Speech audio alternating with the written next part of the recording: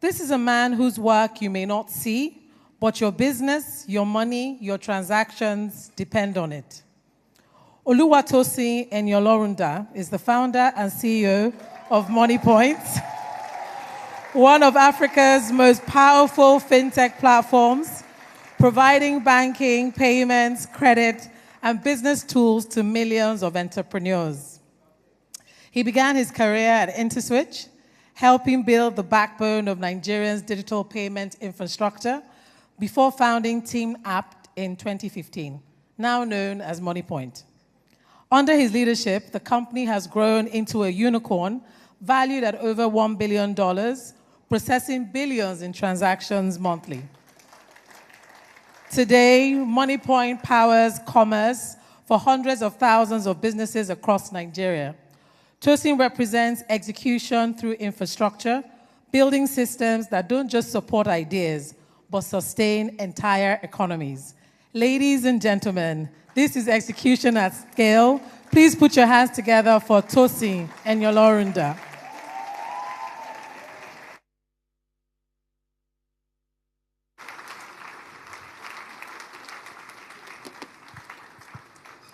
Thank you very much, everyone. Okay.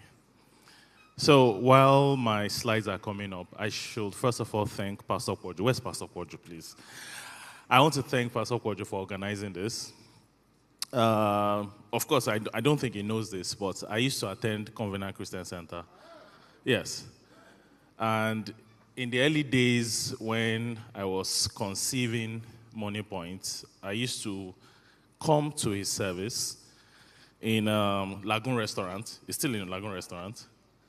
And I found Pastor Kwadwo to be one of the few men of God that had a fantastic balance between spirituality and sound judgment and wisdom.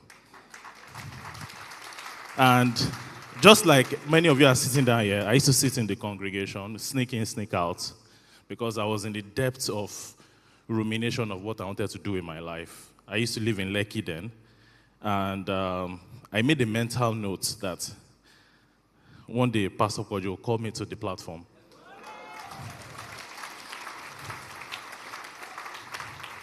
And so when John said it, I was like, I got it. So normally I don't even attend these events. So when he reached out, I just told my wife, I have blown. So thank you very much, Mr. Pastor Kwadwo. You're a blessing to the generation. I would say many of your teachings those days formed many of the business mentalities I have today on how to run a big organization like Moniepoint has transformed.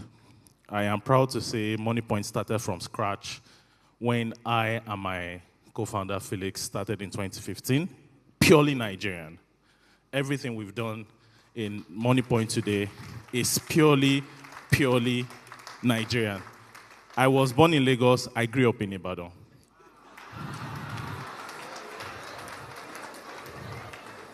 And I remember when I came to Lagos the first time, took a bus from Ibadan, or was it Ife, because I schooled in OAU.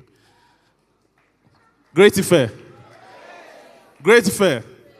You know how we represent, right? So I took a bus and I landed in Ojota. That was my, I think, first time in Lagos, and that was in 2007. So your small Ibadan boy is now, the founder of a unicorn. So every one of you here, just know it's possible. I would tell you some of the teachings that I have learned along the way. Many of them I'm hoping maybe it's not too advanced. I'm hoping that it's not too theoretical. I'm hoping you note them down and just use it to form a mental model of how you run an organization and how you create something big. But my Lagos story is when I landed in Lagos and I saw the chaos in Lagos. Imagine all those downfall buses. If you have lived in Ibadan before, raise up your hand.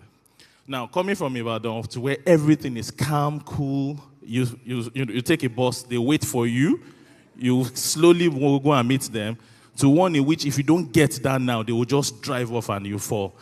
I knew in this life, I had to make it as I'm coming to Lagos.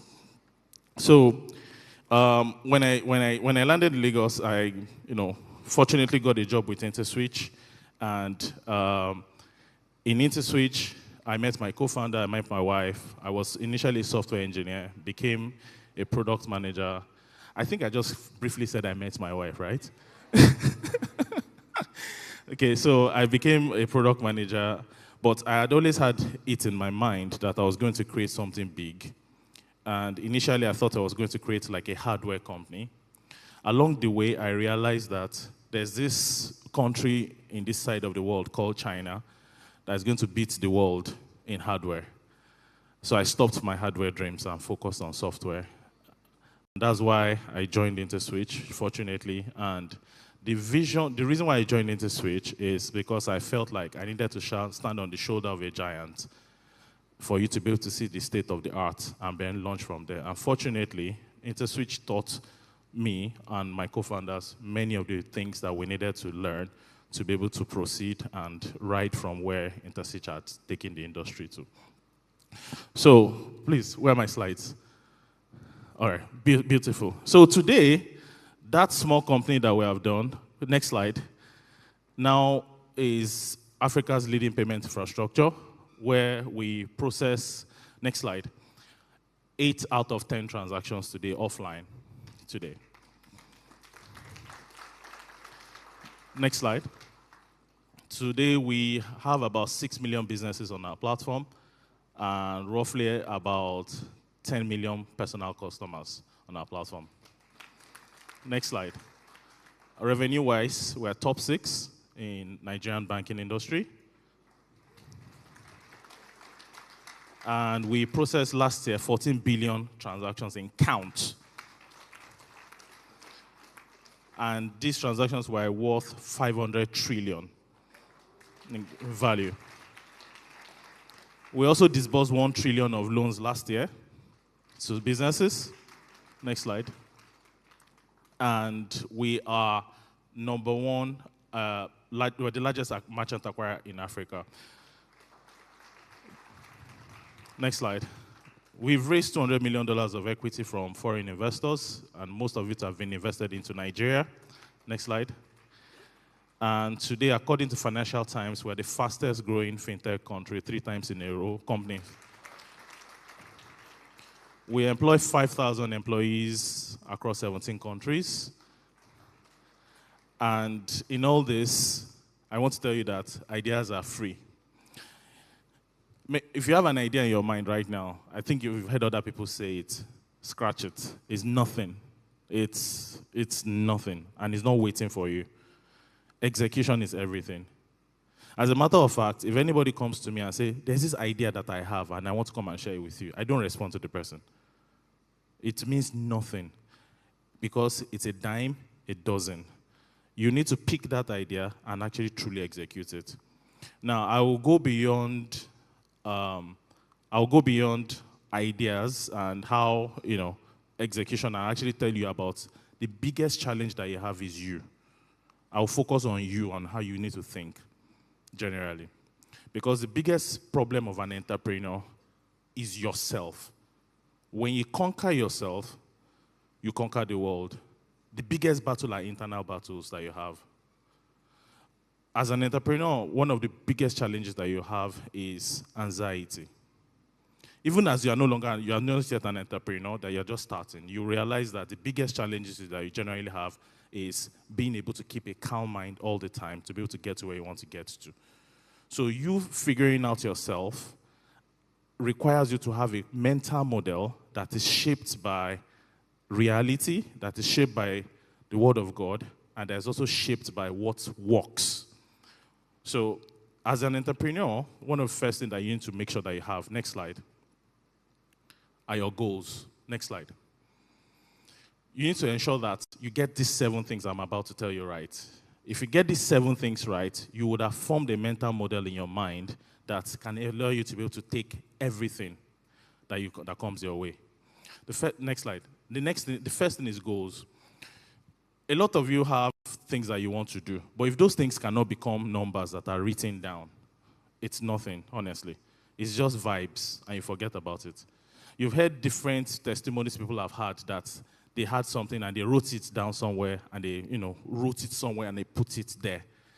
And I remember in the founding days of Moniepoint, that number for me was $100 million.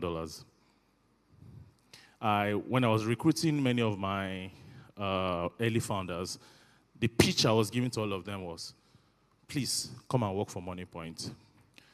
And if you work for Moniepoint, I'll give you 1% of Moniepoint. And 1% of Moniepoint will be worth $1 million. That's the number I had. And I wasn't working extra hard because I was going to make myself rich. I was working extra hard because I felt like I had an obligation to all the people that have asked to join me. Many of these people were first-class students from Unilag, IFE, had other career opportunities. Some of them had the ability to travel out there. And here was I, one young boy. I was in my early 30s. Good job, you're in your 33. So I was in 29, and I was actually asking that you come and join me and come and work for Moniepoint. And you had the opportunity of working for superior companies at that time. And I knew that the best people had multiple opportunities. So I had to give them a pitch. The pitch to all of them is, just come and work for Moniepoint. They saw the vision, they saw the passion.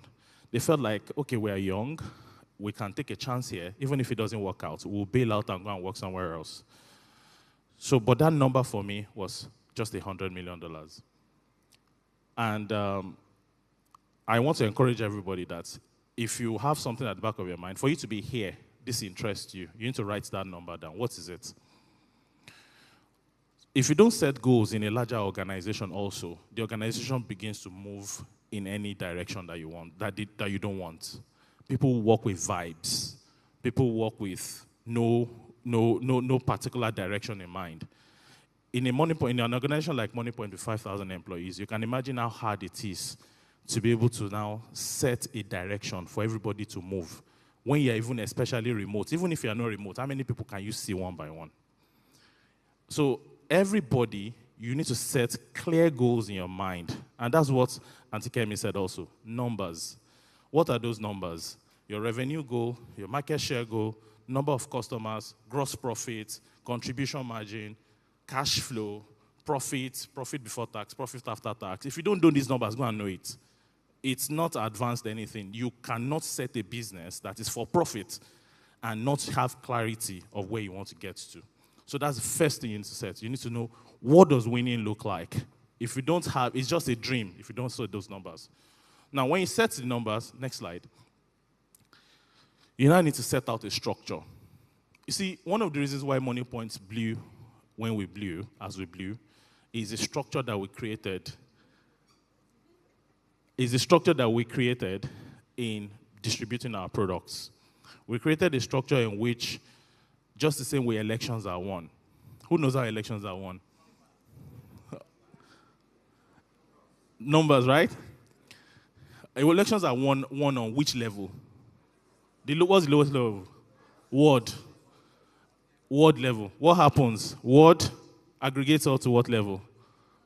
Local government. Local government to states to, and then national. If you want to win an election, you essentially make sure that you win at each of different ward levels. So we decided that if we're going to spread across the whole of Nigeria, we need to make sure that we win at each ward level. And we created a structure that allowed us to be able to distribute our products from the ward level all the way down to the national level. And this structure is not about people, because one common mistake that I can see that leaders make is when you draw structures in your mind, you draw structures because you know that there's one particular smart guy or lady that you want to put in that place. That's not the way structure should be done. Structure should be done in service of the goals that you have. So these 7 things I'm listing actually is the way you should think about what you're building, but it's also the way you're going to test when things are going wrong. It's almost like all the time, if something is not growing right in your business, you can test it out that what is not going right. Almost all the time, it is going to be one or more of these 7 things. Did I set the right goals? Do I have the right structure is the next question. The structures must be such that if people want to work, something needs to get done, you know who is responsible for getting that thing done. Even if you are going to allow 2 people to be responsible for that thing. Let me give you an example. A simple one will be if salaries are to be paid. That's very straightforward. You need to have a goal of when salaries are to be paid. If you don't have a goal of when salaries are to be paid, if they pay it on the 1st or 3rd, it's not a problem. So it needs to be clear that salaries are to be paid on the 24th. Secondly, who pays the salary? The structure that allows the salary to be paid. Now, if you say that HR pays the salary, if HR say I want to pay salary and they don't have the money or the ability to press go into the bank account and press the salary payment, you still don't get those goals, right? So you need to ensure that the structure is such that whoever is responsible for that goal has everything in them to be able to achieve those goals.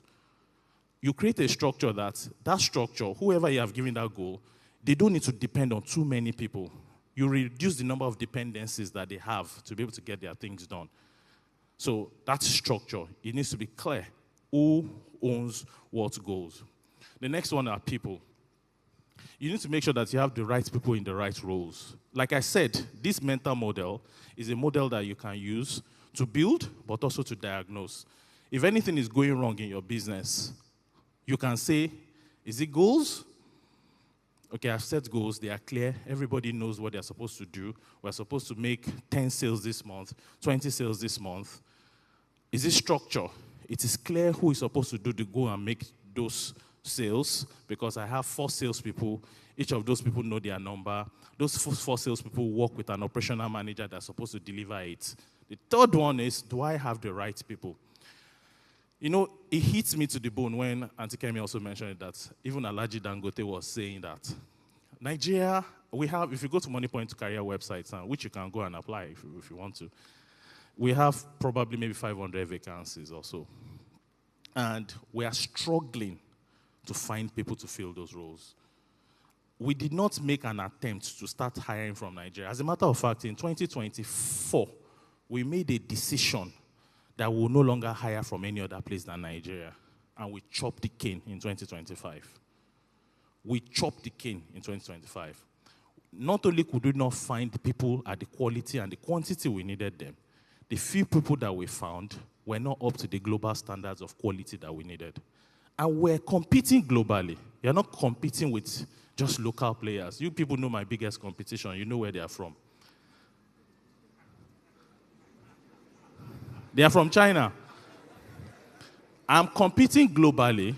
I need to make sure that I have world-class people working on the organization. And here I am, looking for Nigerians that cannot meet the requirements that we need to meet to be able to compete and build world-class products. I blame quite a bit of things. I blame our education system. I used to feel like Nigerians are really, really bright, and I am honestly beginning to feel like we need to do something to prevent the general IQ of this country from going lower. I am really, really worried.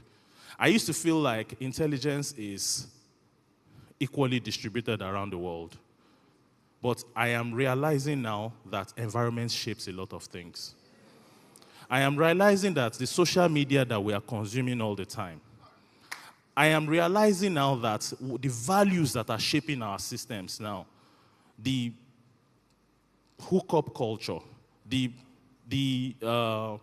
Yahoo culture, the let me just do cool things because that's what matters culture, the level that people are reasoning in this country is not as high as it used to be. And this is coming from me, that I am a die-hard Nigerian that want Nigerians to grow.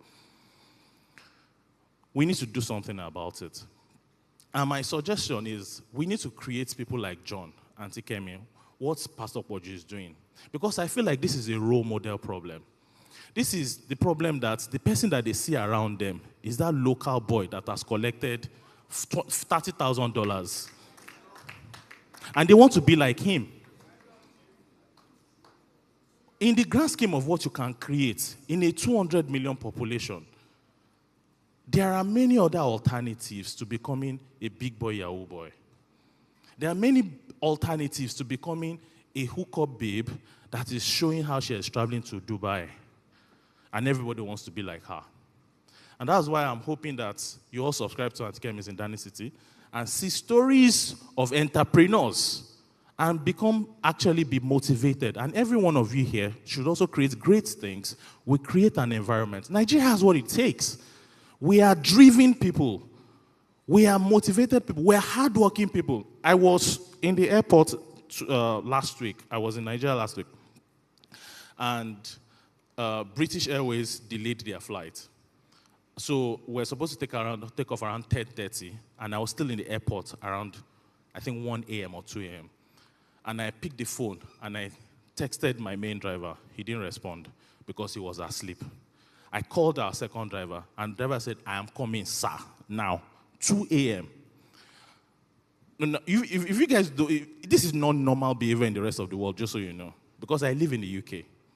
In the UK has labor laws. And in those labor laws world, they will not respond to you, even if you are paying their salary. And it's not just the UK. Most of the side of the world, we have this level of grit naturally inside all of us, that if we just need to harness it in the right direction, what we will create in this country. When you want to compare Nigeria and the rest of the world, think of Nigeria as having an American mindset. It's a hard-driving, gritty, I want to succeed in life mindset compared to the rest of Africa. I sometimes see, if I want to compare, I will say maybe Kenyans are like Europeans, Nigerians are like the Americans. So we have it in us. All we just need to do is develop our human capital, change this mentality that we have about within our current youths that don't see any other path because of maybe the failure of our government and the lack of faith that they have in them, and they are thinking in a different direction. And lastly, also the fact that there's a mass emigration of talent from the country is also leading to this. So back to my people question. Now, for people generally, wow, I have just 8 minutes left. There are about 8 traits that you need to check out on people. The first one is customer obsession. You can't, when you want to describe people, what kind of person are you looking for? Let's describe them in like 8 traits. The first one is you need to ensure that people are customer obsessed. The number one thing in business is for your customers to love you. That's the number one thing. It's not even just your revenue. The number one thing you need to make sure that happens is your customers love you. And why will your customers love you? They will love you when there are 3 levels of why customers will love you. There's something called delighter, performative, and basic. If you give customers their basic requirements, they will say you are okay. If you give something you do more of something that they're expecting. Let me give you an example of something that is basic. So in Nigeria, about 5-6 years ago, when all of you were using most of the Nigerian banks, you want to go and buy something and it will fail. And when it fails, what will happen? You will wash plates. Nigeria had a very, very low expectation of what a good financial application should look like. What did Moniepoint to come and do? We only just did reliability. That's all. Only. It's basic. We only just try to work on making sure that you have the confidence as a business owner to receive payments. And it worked during cashless. But you see that only reliability that I mentioned, building a reliable infrastructure in an unreliable country is something else. So that's when your service will go down because somebody is doing excavation that has cut main one's cable. And nobody cares about that. They just say your network is not working. That is when one bank that is supposed to settle you is having core banking application problem and they will not give you the money. That is when one employee that was supposed to deploy something overnight said his internet is not working. Building reliable systems in an unreliable country is something else entirely.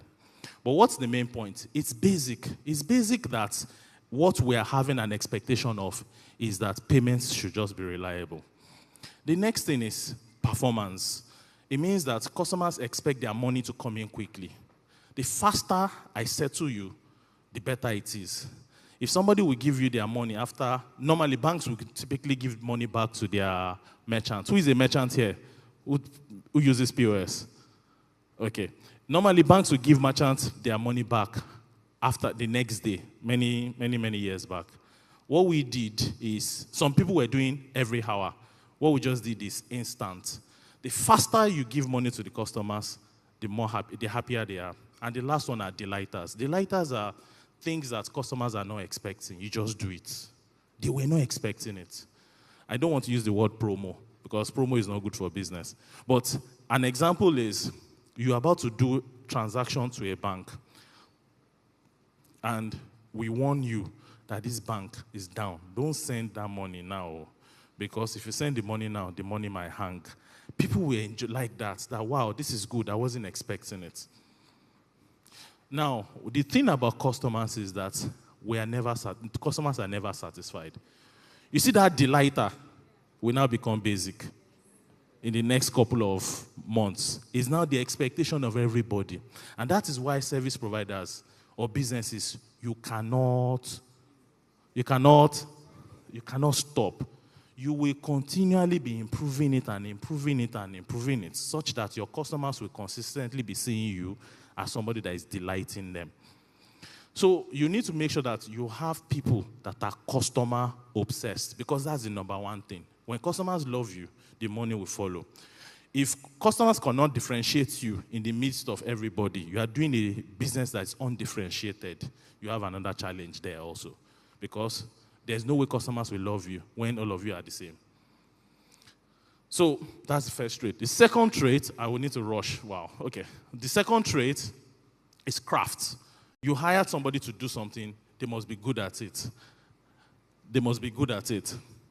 The next trait is ability to systemize. In bigger organizations, you cannot create processes in which people will just rely on memory. Human memory is very frail.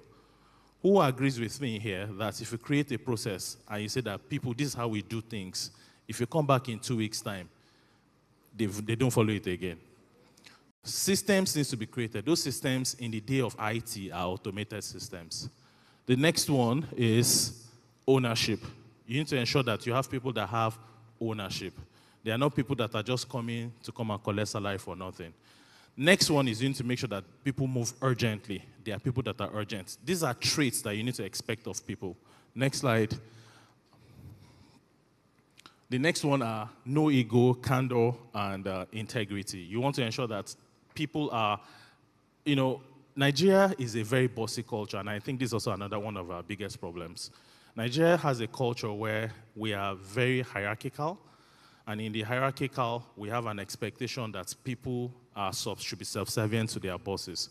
The problem in business is that it prevents flow of information, and it creates politics. How many of you work in an organization where there's politics? Too many people are not raising their hand. Politics is caused by the fact that your boss is not a meritocratic boss. Politics is caused by the fact that there are other personal reasons why people are loved. Maybe because the boss is related to this person, or the boss are friends, or they are from the same town. That's the way politics is caused. If you want to create an organization that can actually scale, politics should not be inside of it. You need to create one that is meritocratic. So I will quickly rush through the people point. Next slide. Now, let me talk about motivating people since we're still on the people point. Who can list all the points I've made so far? What's the first one? No. The primitives themselves. Goals. What? People. And under people, what are the judgment traits you need to have of them? Crafts. Thank you very much. Thank you. Thank you very much. Now, all these are the traits that you expect of them, but what do they expect of you? There are 4 M's that I think about for motivation of people generally. If you want to make sure that people are motivated to work for you, the first thing is that they need to have meaning. Why are we doing this thing? The reason why meaning is important is because in life, people have something they call different names. One of it is destiny. One of it is vision, the plan I have for my life. Everybody has a mental model of how they want their life to go. They need to know where this company is going and how it fits into them. If somebody cannot see themselves working for you and how it fits into their plan for their lives, they are just going to be passing through you. They are just using you temporarily. So ensuring that your job can give people meaning. And most times, meaning are related to things in which people can make impact in other people's lives. One of the reasons why people love working for Moniepoint today is because it's meaningful. The work you are doing every day, you can see it, how it's helping businesses make money, how it's growing businesses. You need to create one for yourself. Obviously, if you're working for Covenant Christian Center, you see the meaning of your job every day. If you are working for Mr. John's company, you see the impact that it's having on people's lives every day. You need to create this meaning in the minds of people, and that's why they will love working for you. Next slide. The next reason is mastery. Nobody wants to stay on one point. Everybody wants to get better. So you need to ensure that you create an environment where people are challenged. Who has noticed that if they are challenged in a particular job, even if the money is not very high, they know how to, you love that job. The next slide is membership. People want to work for an organization that they recognize them internally and they are recognized outside. Everybody wants to be part of a tribe. I work for GT Bank. I work for Moniepoint. Next slide is, I know everybody has been waiting for this, money. So if you provide these 4 M's, funny enough, money is not the highest. Funny enough, when you hit a certain level of money, that people's basic needs are met, money is no longer the highest. People will work for you when they are challenged and the job is meaningful, and somebody else will offer them a higher salary and they will not take it. Next slide, please. My time is up, so I need to move. The next thing is you need to make sure that these people are incentivized. You need to make sure that you've set the goals, there's a structure, you've brought the right people, give them the right incentives. And incentives are essentially things like, their performance-based commissions, rewards, public recognitions, things that even if you are not around, people are thinking about you to ensure that they continue working. Next slide. Context. So a lot of times when things are not working well, sometimes bosses will feel like this person is bad. Sometimes the person is not bad. Sometimes it's your own problem. Sometimes you have not given people information that they need to be able to make the right decisions and do the right job. How many of you have actually sometimes not done the right thing because they did not tell you the way it's supposed to work, and they are now blaming you for it? Bosses are fond of it. We bosses are fond of it because we have the authority and the power. But sometimes it's not the employee's fault. So you also need to have the humility to know that I need to provide context for people. Next slide. Systems. You need to ensure that it is not, because humans' memory is not trustworthy. You need to ensure that people have systems in which even if they're about to make mistakes, it aligns them. And it encodes good judgment in an organization. Next slide is governance. This is the last slide for what you need, the 7 things that you need to do to build a great company. 1 is set the right goals. 2, internally, this is internal. I'm not talking about the idea itself. I'm not talking about product market fit, competition. I'm not talking about those ones. I'm saying your own mental model of how to create a great organization inside myself. First one is what? Goals. 2nd, structure. 3rd, people. 4th, context. Next, systems. And the last one is governance. Governance is essentially how you correct drifts between the reality and the actual. This is how you make sure that are we doing the right things? Is what you call MPRs, QBRs, performance reviews. This is how you make sure that things are going the right way. And when things are not going the right way, what do? You diagnose again with one of these 7 principles. If things are not going right, it's either the goals are wrong, people have a problem, structure has a problem, or whichever one. Next slide. All right. So now, an important point about this is that this judgment, as you want to use it, you can use it to judge yourself, but it's also what your boss can use to judge you. And it's also what you can use to judge people under you. So it's not just something that you use to judge your organization. It's something that your boss should also be using to judge you. Next slide. All right. So, like I said, it's diagnostic. Anybody that is a manager here, I advise you to use it in your mind. If anything is not going, if it's going wrong, what is wrong? Next slide. All right. Thank you very much, everybody. I'm hoping these 7 points we can all use as a mental model for us to run our organization. If you use it, I promise you, you should be on your path to creating another unicorn. Thank you very much.